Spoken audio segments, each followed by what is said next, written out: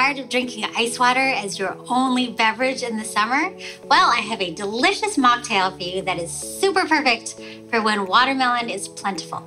So just grab a watermelon, some coconut water, a little bit of lime, and you got my watermelon coconut cooler, which is my favorite mocktail, which you can turn into a cocktail if you're kind of naughty. So all you have to do with the watermelon is kind of cut it up into pieces that are roughly the same size. And obviously, if your blender is not super heavy duty, you may have to cut them a little bit smaller.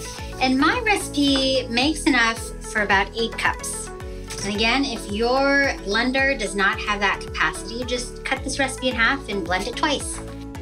And I really do like living on the edge. I will push it right up to the max line because I think if you can blend once, you should do that. And then to this, you add a cup of coconut water. Fresh coconut water is best, but I think second best is this harmless coconut water. This one is my favorite. Then I'm gonna cut this lime up.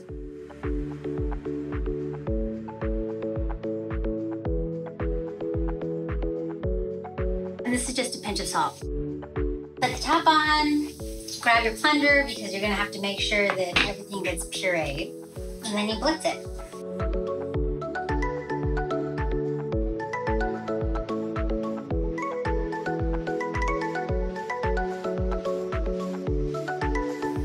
Like that, voila.